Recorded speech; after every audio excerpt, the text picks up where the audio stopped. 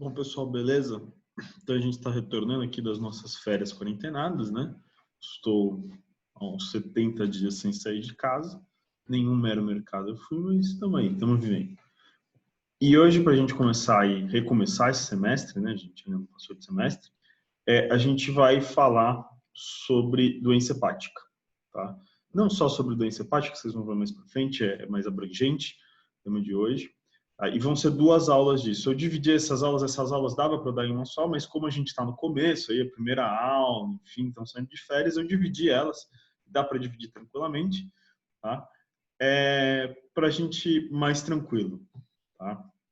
E vai dar tempo tranquilo.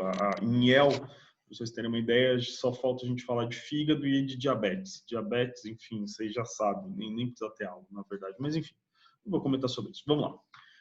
Então, a gente vai falar de fígado, tá? O que acontece? Para a gente determinar função e lesão hepática, obviamente, sempre voltando àquele, lá desde o começo do semestre, todas as outras aulas eu falo isso, não é só o exame de sangue que vai te dizer que você tem uma alteração, enfim, seja hepática, seja renal, enfim, vai ser um diagnóstico clínico, tá? Mas pensando nos exames de sangue, aqui exames plasmáticos, a gente tem alguns marcadores que podem ser utilizados para função e para lesão hepática.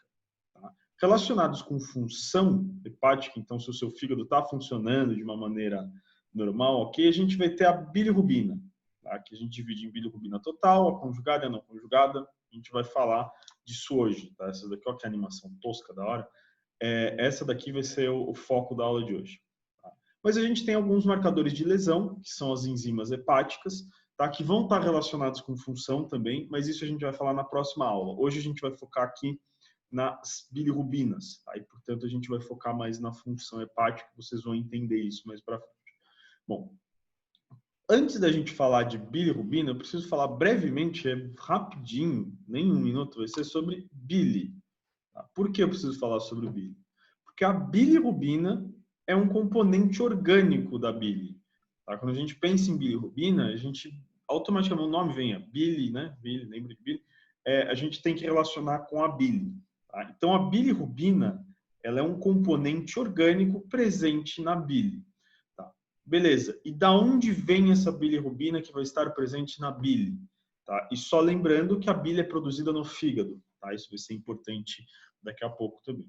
Então, bilirrubina está lá presente na bile, que é produzida no fígado. Mas a bilirrubina é produzida no fígado? Não, a maior parte da bilirrubina não é produzida no fígado. Tem pouquinho que pode até ser produzido no fígado, de bilirrubina, tá? A bile inteira é produzida no fígado, a bilirrubina vai vir de outro órgão principalmente. Tá? Mas da onde vem essa bilirrubina? O que acontece com isso daqui? Bilirrubina, ela é um pigmento da bile, enfim, ela está presente na bile. Quando a gente fala pigmento, é uma molécula que tem cor, então ela que vai dar a cor característica da bile, né? Aquela cor meio verde, amarelo, fluorescente. E ela é um produto da degradação do grupo M. Tá? Se vocês lembrarem, grupo M está nas M-proteínas, tá? E a M-proteína mais famosa que a gente tem, mais abundante também, é a hemoglobina. Tá? Então a gente vai aqui generalizar, falar que a maior parte da bilirrubina, ela vem de degradação de hemoglobina. Tá? Então é só a gente pensar, as nossas hemácias, ela tem uma vida útil lá de cerca de 120 dias. Quando ela passou por esse período útil dela, ela vai ser degradada, aquela hemoglobina que está dentro dela vai ser degradada junto. Tá? O que a gente vai fazer com o grupo M? A gente vai acabar convertendo ele em bilirrubina. Vai tirar o ferro desse grupo M, obviamente, o grupo M tem ferro, vai, enfim, converter o ferro em outra, vai incluir o ferro, na verdade, incorporar o ferro em outra proteína, e o grupo M em si vai acabar, aquela anel carbônico do grupo M vai acabar virando a bilirrubina. Tá? Então, bilirrubina a gente produz diariamente, tá? Pela degradação, seja de hemoglobina, que a gente está sempre degradando hemácia, hemoglobina, seja de outras proteínas que também tem o grupo M, aqui tem exemplos, hemoglobina, citocromo, catalases, tá? Que podem ter esse grupo M, mas o mais importante é a hemoglobina. Então, aqui tem um esqueminha no próximo slide para a gente entender como funciona isso. Então, você tem lá suas hemácias, ficam 120 dias aproximadamente na circulação. Quando a gente precisa tirar essas hemácias de circulação, elas vão ser encaminhadas para o sistema macrófago fagocitário de fígado ou baço, principalmente de baço. Tá? Pode ir para o fígado? Pode, mas é principalmente de baço. O baço é o que faz o grosso do trabalho, uns 80%, 90% para o baço e um pouquinho para o fígado. O que vai acontecer lá? As hemácias chegam, elas vão ser degradadas, elas vão sofrer degradação, e a gente vai ter hemoglobina dentro dessas hemácias, que também vai ser degradada. Então, você pega a hemoglobina, vai ser degradada juntamente com as hemácias, né? Dentro das hemácias, afinal de contas. E da degradação da hemoglobina, a gente vai sobrar a parte de globina, da hemoglobina, que é a parte proteica, tá? Que é formada por aminoácidos. Tá? Então, a gente vai ter a degradação dessa parte de globina e vai gerar aminoácidos. E vai sobrar o grupo M. O grupo M, ao ser degradado, ele vai ser convertido, uma boa parte do grupo M, em bilirrubina. Tá? Então, veja, as hemácias vão ser degradadas, vai sobrar a hemoglobina, sofrer degradação, sobrou o grupo M, bilirrubina. Onde que isso acontece geralmente? No baço. Tá? Então, a maior parte da bilirrubina que a gente tem vai ser proveniente da degradação de hemoglobina, que acontece no baço. E agora aqui a gente tem uma coisa importante. O que acontece com bilirrubina? Bilirrubina, quando ela é formada, essa bilirrubina aqui que sai do baço, recém-sintetizada, ela é extremamente apolar. Tá? Quando é apolar, quando a gente fala que é apolar, ela é insolúvel, lipossolúvel. Tá? Então, ela é apolar. Tá? A bilirrubina, para ela chegar à bile, ela não pode ter essa característica polar. Ela tem que ter uma característica mais polar. Tá? Não ser 100% solúvel em água, porque ela não é. Tá? Nunca vai conseguir ser, mas ela precisa ser um pouquinho mais polar. Ela precisa aumentar um pouco esse grau de polaridade. E quando eu vou voltar aqui uns poucos slides, aqui, quando a gente pensa nesses componentes orgânicos da bile, tá? Todos esses, bilirrubina é um deles, mas todos os outros. O nosso fígado, ele entende que algo precisa ser encaminhado na bile quando ele faz um processo que a gente chama de conjugação. Ele vai pegar aquela molécula e ligar lá um marcadorzinho, uma outra molécula, geralmente é um carboidrato simples, tá? Nessa molécula para o fígado, para as células hepáticas. Quando verem isso, fala, isso daqui é um marcador, tem que ir para a bile. Tá? Então, vamos lá. Formei a bilirrubina. Quando ela sai do baço, ela vai sair apolar. Ela não pode estar apolar para entrar na bile. Tá? Ela precisa ter uma polaridade maior. E ela também não foi conjugada. Para entrar na bile, ela precisa ser uma molécula conjugada. Ela precisa ter aquele marcador hepático de que você vai para a bile. Tá? Então, o que vai acontecer? Do baço, quando a bilirrubina sai do baço, ela sai de forma não conjugada. Tá? A gente considera a bilirrubina não conjugada. Então, formou lá no baço, veio da degradação das hemácias, aí, principalmente da hemoglobina, formei lá a bilirrubina não conjugada. Essa bilirrubina não conjugada, ela precisa chegar até o fígado, ela entra no fígado, lá dentro do fígado, ela vai sofrer o processo de conjugação. Tá? Para que serve esse processo de conjugação? Para ela conseguir ser encaminhada para bile. Tá? Então, a bilirrubina não conjugada vai para o fígado conjuga essa bilirrubina, ela vira então uma bilirrubina conjugada. O fígado, como a gente falou, quando a gente tem uma molécula conjugada no fígado, ele entende, isso daqui está marcando para encaminhar para a bile. Então, vai encaminhar essa bilirrubina para a bile. Então, chegou não conjugada, apolar, enfim, vai chegar no fígado, sofreu o processo de conjugação. Então, quem faz esse processo de conjugação é o fígado, e dela se torna a bilirrubina conjugada e encaminhada na bile. O que acontece com a bile, que a gente sabe? A bile vai ser liberada lá no duodeno, certo? No nosso intestino delgado. Aqui está o intestino inteiro, tá? Mas a bile vai no intestino delgado. E, enfim, o que pode acontecer com essa bile que está no intestino delgado? Primeira opção, que é mais óbvia, ela pode sair pelas fezes. Tá? Ela vai sair nas fezes. Inclusive, a cor das fezes ela está relacionada com a bilirrubina. Tá? Se eu tiver bastante bilirrubina, as fezes vão estar mais escuras. Se eu tiver pouco, elas vão estar mais claras. Tá? Isso daqui vai ser importante daqui a pouco. Mas, como vocês já devem ter ouvido em fisiologia, tá? A maior parte da bile, a gente tem uma boa parte que sai nas fezes, tem lá uns 30%, mas 70% dessa bile vai sofrer reabsorção. Tá? E o que acontece? Para a gente reabsorver bilirrubina conjugada, não a bile como estou pensando agora na bilirrubina em si, ela não consegue ser reabsorvida na forma de bilirrubina conjugada. Ela no próprio intestino vai acabar sofrendo ações aí de bactérias que estão no nosso intestino e vai virar uma molécula que a gente chama de estercobilinogênio. Tá? Então, o que eu quero dizer aqui, só para deixar bem claro, vamos lá, desde o começo. Bilirrubina não conjugada foi produzida no baço, é apolar, vai chegar no fígado, o fígado faz o processo de conjugação, ela fica mais polar e vai se transformar em bilirrubina conjugada. Então, encaminhada para a bile, vai lá para o intestino. Essa bilirrubina conjugada que estava na bile tem dois destinos. Ou ela pode sair pelas fezes, ou ela pode ser reabsorvida. Quando ela é reabsorvida na forma de estercobilinogênio.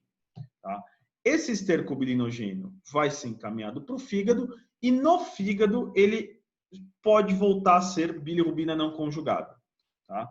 Então, o fígado chega o estercobilinogênio aqui no fígado, ele vai transformar ele de novo em bilirrubina conjugada. Aqui é uma limitação do esquema, tá? Não é que o estercobilinogênio volta para a circulação na forma de bilirrubina não conjugada. Tá? Vai ficar no fígado essa bilirrubina não conjugada. Tá? Mas ele volta, virou bilirrubina não conjugada, pode se conjugar de novo, sair na bile, mas tem um outro caminho que pode seguir aqui. Tá? Bilirrubina não conjugada. Maior parte da bilirrubina não conjugada vai vir para o fígado, sofrer conjugação, ser encaminhada para a bile, ir para o intestino, pode sair nas fezes ou ser reabsorvida na forma de estercobilinogênio. Mas tem uma parte da bilirrubina não conjugada que pode ser encaminhada para o rim. Tá? Quando ela é encaminhada para o rim vai fazer um processo com essa bilirrubina não conjugada, deixando ela mais polar, e vai transformar essa molécula em urobilinogênio. Tá? O que é urobilinogênio? É uma bilirrubina não conjugada que consegue ser excretada pela urina. Tá? Então, o que eu quero dizer? Ó? Bilirrubina, formei lá no baço a bilirrubina. Ela vai ser formada de forma, ela é formada não conjugada, certo? É apolar. Para ela ser eliminada aí da maneira majoritária que a gente tem no nosso organismo, ela precisa ir para o fígado, sofrer o processo de conjugação, virar bilirrubina conjugada, ser encaminhada para a bile, sair no intestino. Do intestino pode sair pelas fezes ou ser reabsorvida na forma de estercobilinogênio. Além disso, uma pequena parte da bilirrubina não conjugada, isso é fisiológico, é normal, uma pequena parte da bilirrubina não conjugada vai ser encaminhada para o rim, é convertida em urobilinogênio e eliminada na urina. Tá? Então, esse é o metabolismo da bilirrubina, o que a gente acontece com a bilirrubina depois que ela é formada até ela ser excretada. Tá? Querendo ou não, a bilirrubina em si é a forma que o nosso organismo tem de excretar o grupo M que a gente não usa mais. Tá? A bilirrubina em si não tem função para a gente. Ela é a forma que o nosso organismo tem de excretar aquele grupo M que a gente não utiliza mais. E olhando para esse esquema, a gente já consegue aqui relacionar com a aula de hoje, né, que é função hepática. Por quê? Função hepática, vamos lá. Se o seu fígado tiver algum problema funcional, tiver algum problema na funcionalidade dele, ele vai conseguir conjugar a bilirrubina de forma correta? Não vai. Tá? Se ele não conjugou a bilirrubina de forma correta, certo? Eu vou acabar acumulando bilirrubina não conjugada no sangue. Tá? De uma maneira bem simples aqui. E outra coisa que é interessante que acontece, que vocês já devem ter ouvido falar, quem tem doença hepática geralmente tem inversão da cor das fezes e da urina. As fezes ficam claras e a urina fica escura. Por quê? Se você não está conseguindo, se o seu fígado tem um problema funcional, não consegue conjugar bilirrubina, o que significa isso? Que não está chegando bilirrubina no intestino. Então as fezes estão perdendo aquela cor característica dela. Mas o seu corpo vai ficar sem eliminar isso? Não, ele vai começar a eliminar por onde? Pela urina, daí a urina fica escura. Tá? Então aqui já fiz essa relação de por que a bilirrubina ela vai ser importante aí para marcar a função hepática. A gente vai falar mais disso daqui a pouco. Bom, quando a gente pensa em bilirrubina, a gente, no exame de sangue, né, no exame plasmático que vai dar aí concentrações de bilirrubina, a gente vai ter 3 concentrações distintas. Vão ser a bilirrubina total, a bilirrubina conjugada, que também é chamada de bilirrubina direta, ou a bilirrubina não conjugada, que também é chamada de bilirrubina indireta. Esse direta e indireta tem relação com a metodologia utilizada para o cálculo dessa concentração. Não vou entrar em detalhes. Tá? A gente vai chamar aqui, eu acho que do ponto de vista fisiológico, para a gente entender como funciona isso, a gente vai chamar de conjugada e não conjugada. Acho que fica mais claro do que direta e indireta. Tá? O que acontece? Bilirrubina total é uma somatória das concentrações da conjugada e da não conjugada. Tá? E como o volume de sangue é o mesmo, a gente pode somar as concentrações aqui no caso. Tá? Então, a total é simplesmente a soma do que eu tenho de conjugada com não conjugada. E aqui, conjugada e não conjugada é específica de cada uma que a gente falou aqui. Bilirrubina não conjugada, concentração que eu tenho no sangue, e bilirrubina conjugada, concentração que eu posso ter no sangue. E aqui você já pode até estar com uma dúvida. Pô, mas o professor acabou de falar que problema hepático acumula não conjugada. A conjugada tá na bile. Enfim, não é só problema hepático que pode dar acúmulo de bilirrubina. A gente já vai falar sobre isso. Eu consigo acumular bilirrubina conjugada no sangue também. Tá? Enfim, a gente vai ver isso. Tá? Bom, então agora a gente vai falar... Então, a bilirrubina, tá? De uma maneira geral, ela vai avaliar principalmente se a funcionalidade hepática está preservada, como eu disse aqui, né? Se eu tiver algum prejuízo na funcionalidade hepática, eu vou acabar acumulando bilirrubina não conjugada, mas ela pode estar aumentada em outras situações. Tá? E a gente vai falar um pouco disso daqui. Claro que a gente vai falar da parte hepática, mas a gente também vai ver onde eu posso ter aumento de bilirrubina. Tá? Sem ser uma lesão hepática, sem ter uma lesão hepática direta, sem ter um aprofundamento da funcionalidade hepática. Bom, então a gente vai falar um pouco das causas da hiperbilirrubinemia. O que é hiperbilirrubinemia? É aumento da bilirrubina total no sangue.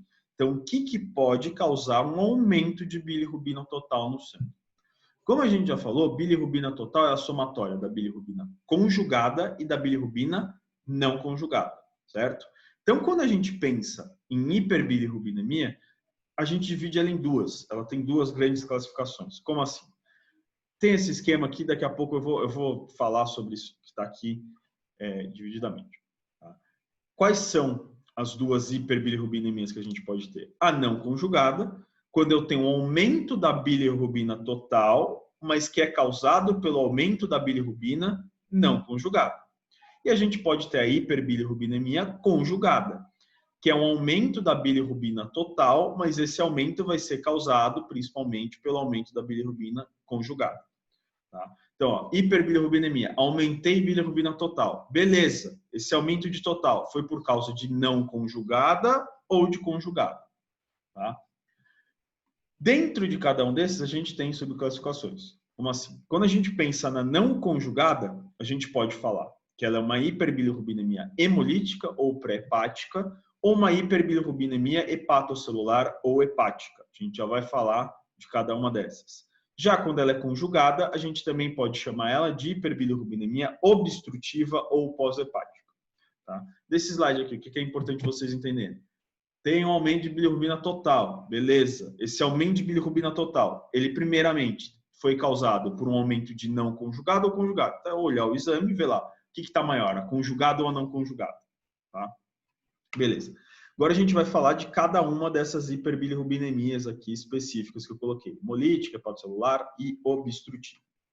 Bom, a hemolítica, ela é não conjugada, tá? Então ela vai ter a principal característica dela, que a gente tem um aumento da bilirrubina não conjugada. Eu vou falar aqui, tem um aumento de conjugada também, mas a gente já fala sobre isso. E essa hiperbilirrubinemia hemolítica, ela vai ser causada porque faz, enfim, muita hemólise. Tá? Isso acontece quando? Em pacientes que têm anemia hemolítica, que é uma anemia genética, rara, tá? Então não é tão fácil de ver, mas onde o indivíduo ele quebra mais hemácias, ele degrada mais hemácias do que o normal. Se ele está degradando mais hemácias do que o normal, ele está degradando mais hemoglobina do que o normal, certo? Está degradando mais grupo M do que o normal, portanto está formando mais bilirrubina do que o normal. O baço dele está trabalhando mais, ele forma muita bilirrubina não conjugada, a ponto do fígado não ser capaz de conjugar tudo que ele forma. Mas é porque o fígado tem um problema funcional? Não. É porque ele tem uma capacidade. O fígado não é imortal, infinito. Tá? Ele tem lá uma capacidade de conjugação.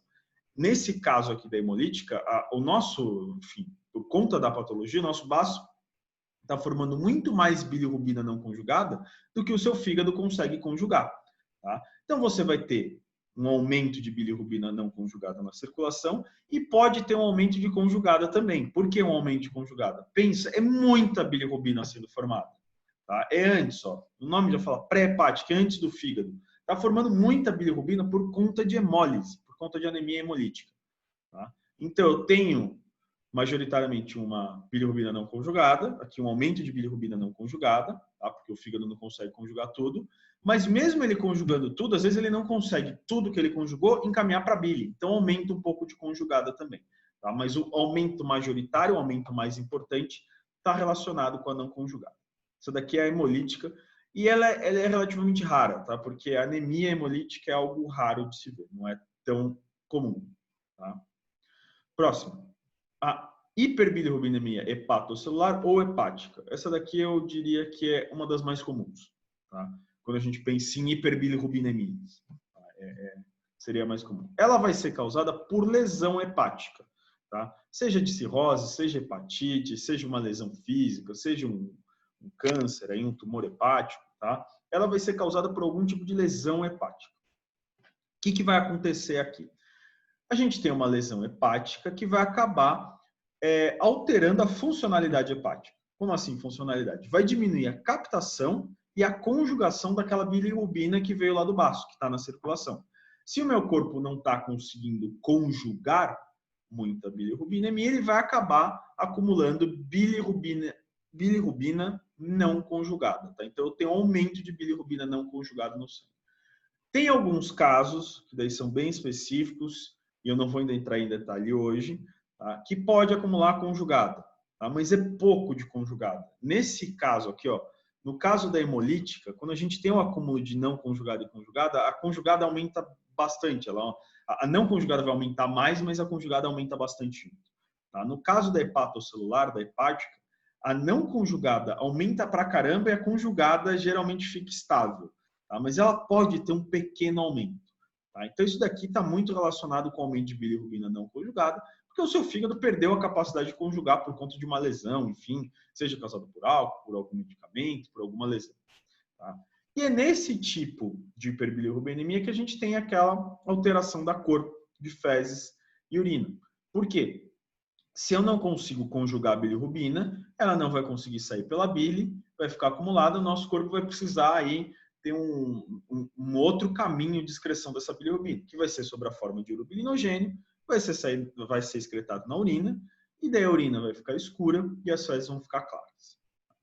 E a última, que é a hiperbilirrubinemia obstrutiva ou pós-hepática. Veja os nomes. Pré-hepática, antes do fígado, quer dizer que a causa está antes do fígado. Hepática, quer dizer que a causa está no fígado, problema de conjugação. Pós-hepática, quer dizer que a causa está depois do problema de conjugação. Tá? Ou seja, nesse caso aqui, o seu fígado conjugou bilirrubina, beleza, está lá bilirrubina conjugada, mas por algum motivo ele não consegue tirar aquela bilirrubina conjugada do corpo. O que pode causar isso? Enfim, tumores, não só hepáticos, a gente vai ver daqui a pouco, tá? E cálculo biliar. Tá? Cálculo biliar é a principal causa disso daqui. Tá? Quando a gente tem cálculo biliar, você vai ter uma hiperbilirrubinemia obstrutiva. Tá? Geralmente tem um pequeno acúmulo de bilirrubina conjugada no sangue. Tá? O que o cálculo está fazendo aqui para acumular? É uma obstrução, olha o nome, obstrutiva. Pensa, a bile vai ser formada lá nos canalículos biliares hepáticos, vão jogando lá a bile, vai chegar na vesícula biliar, fica lá, quando precisa excretar, a vesícula contrai, excreta. Tá?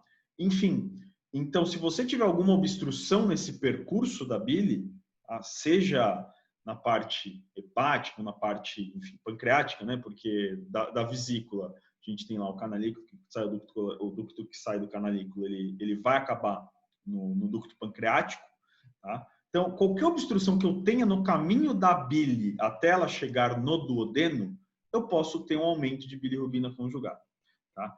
E por conta disso, dentro dessa hiperbilirrubinemia obstrutiva, tá? Aqui é a principal causa, tá? Quem tem tripofobia vai ficar horrorizado com esse desenho aqui, várias bolinhas juntos, né? Vou deixar mais um pouco aqui para o pessoal ficar olhando, que tem tripofobia, né? Porque eu sou um babaca. Tá? Mas aqui é só cálculo biliar, ó, vejam, ele obstruindo aqui o caminho da bile, o caminho natural da bile, tá? E por conta disso, na hiperbilirrubinemia obstrutiva ou pós-hepática, a gente tem uma outra subclassificação. Qual que é? E é simples essa daqui, é fácil de entender. A gente pode ter causa intrínseca. O que é uma causa intrínseca de uma obstrução?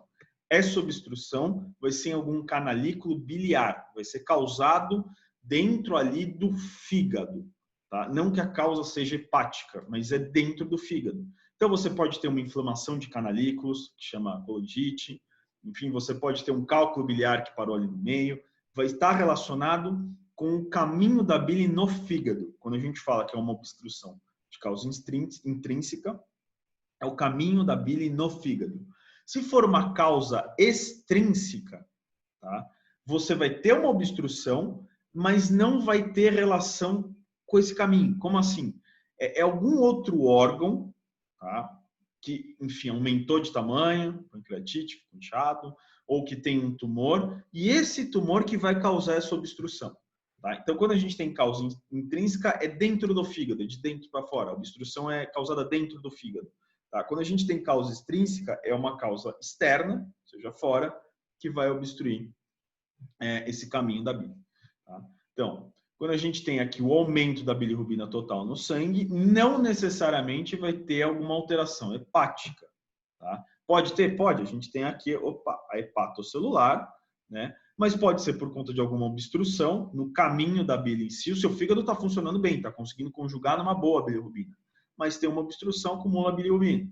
Tá? Ou antes de ser conjugada, aqui no caso da hemolítica. Beleza. E dentro de hiperbilirrubinemia, a gente tem um evento, uma característica que chama icterícia. O que é icterícia? Quando o indivíduo ele começa a ficar com a pele amarelada, mas o principal ponto de vista é a esclera, que é a parte branca do olho fica bem amarela. Fica parecendo um mutante, né? Enfim, isso daqui não é uma doença. Tá? Ela só é um sinal clínico. Isso daqui aparece, não necessariamente você fala, tá doente. Não, quer dizer que o cara está acumulando bilirrubina. Então, o indivíduo está acumulando bilirrubina. Por exemplo, vou dar um exemplo. Icterícia é sempre ruim? Para adulto, não. Por quê? O cara pode ter anemia hemolítica, a bilirrubina ficar acumulada para ele não vai ter problema nenhum. Tá? Enfim, o problema está na anemia. Bilirrubina em si, ok. Ela ficar acumulada para um adulto. Qual que é o problema, o grande problema de icterícia? Primeiro, ele é um sinal, então pode indicar que você tem um problema mais grave. Tá? Se for, por exemplo, você tem uma cirrose, alguma lesão hepática, e a icterícia pode aparecer e, enfim, vai ser um problema grave. Só que, mesmo assim, é relativamente difícil o indivíduo entrar em icterícia. Por que difícil? Ela é um aumento aqui de mais que o dobro. Tá? Você tem que ter 110% de aumento dos valores normais de bilirrubina para o indivíduo começar a ficar amarelado. Tá? Ou seja, você tem que acumular muita bilirrubina para ter icterícia. Não é simples, minha bilirrubina aumentou um pouquinho, você não fica lá Bart Simpson. Não, é muita bilirrubina aumentada que precisa, muita bilirrubina que precisa ficar concentrada no sangue. Então, você precisa ter um aumento aí de 2 vezes, precisa dobrar o valor normal, não é fácil. Tá? Mas como eu disse, para adulto, isso daqui não vai ser um grande problema. Tá? Isso daqui é um problema para criança, principalmente para neonato. Tá? E só um detalhe, não tem nada a ver com aula, mas eu achei incrível isso. A primeira vez que eu vi esse desenho, estava escrito Jaundice, né? Jaundice. Jaundice. Eu achei que era o nome do bebê. Não, é icterícia em inglês. Tá? É bizarro, né? Jaundice. Enfim, icterícia, não sei porquê, mas enfim, não sei porque eu falei isso. É o nome de icterícia em inglês. Tá? O que acontece com o neonato? Primeira coisa que a gente tem que pensar. Todo mundo nasce ictérico. Não tem como, porque o nosso fígado ele não nasce funcionando 100%, enfim, ele precisa se maturar. Tá? Então é normal aí uns 5 dias de icterícia, enfim, é relativamente normal, tem gente que fica menos, tem gente que fica um pouco mais, mas não é algo muito problemático você ter icterícia aí na primeira fase, sua primeira semana de vida, vamos dizer assim. O problema é ela persistir. Por quê? O que acontece? Num neonato, a icterícia está relacionada com a bilirrubina não conjugada, porque ele não tem a maturidade hepática para conjugar a bilirrubina. Bilirrubina não conjugada, ela é apolar. Se ela é apolar, ela consegue chegar até o cérebro, tá, do neonato. Chegando no cérebro vai dar um problema, e aqui é em inglês e em português, eu não sei se eu consigo falar essa palavra, é kernicterus. Tá? Vai ter esse problema, o que isso daqui acontece? A bilirrubina não conjugada em cérebro de neonato que está em formação, ela acaba inibindo algumas enzimas que são muito importantes para a formação do sistema nervoso. Então, o neonato vai ter alguma alteração na formação central dele, que é grave, certo? Então, icterícia em neonato na primeira semana, relativamente normal. É normal. Todo mundo nasceu ictérico. Não tem como. Tá? O problema é passou desse tempo. Ficou ictérico por mais tempo. Daí precisa tomar cuidado porque pode dar algum problema na formação central daquele bebê. Tá? E qual é o tratamento disso? Banho de luz fluorescente azul. Tá? Banho de sol também falam que o sol, não sei se tem uma capa do Pink Floyd, que é um prisma, a luz passando no prisma, é a luz solar, se você passa no prisma, tem luz azul ali no meio. Tá? O principal é azul, sabe que é azul. O que a luz azul faz? A gente tem lá a bilirrubina no sangue, que é apolar, certo? Aquela não conjugada é apolar. O bebê não tem a maturidade hepática ainda, então ele não consegue conjugar aquilo. Tá? Ela fica acumulada, pode ir para o cérebro. A luz azul, ela, ao incidir na bilirrubina, ela vai acabar deixando essa bilirrubina mais polar, tá? Sem o processo de conjugação hepática. A luz é como se ela conjugasse a bilirrubina para você. Tá? Então, essa luz fluorescente azul, no caso do bebê, ela é como se fosse uma conjugação artificial da bilirrubina. Tá mais polar, assim o bebê vai conseguir excretar essa bilirrubina pela bile sem a conjugação hepática acontecer. Ela fica mais polar de tal forma que o fígado permite que vá para a bile. Tá? Então, a icterícia, ela não é uma doença em si, tá? Não é doença de nenhum, é só um sinal clínico. Que para adultos, a icterícia em si não vai ser um grande problema. Tá? O problema da icterícia no adulto é o que causou essa icterícia. Tá? Já para neonatos, a icterícia sempre acontece e se ela ficar por muito mais tempo do que o normal, vai ser um problema porque afeta na condição central da criança. Tá? Então, hoje a gente falou aqui da parte da bilirrubina. Tá? Semana que vem eu vou falar da parte das enzimas hepáticas, que são essas aqui embaixo. Tá? E daí a gente vai relacionar as duas. Vai ter alguns casos clínicos no final da aula da semana que vem. Tá? Eu acho que é isso. Eu estou meio enferrujado. Eu achei que eu ia gravar aula durante as férias, mas eu resolvi ficar deitado, só assistindo séries, filmes, jogando videogame. Então, é isso aí. Falou, pessoal.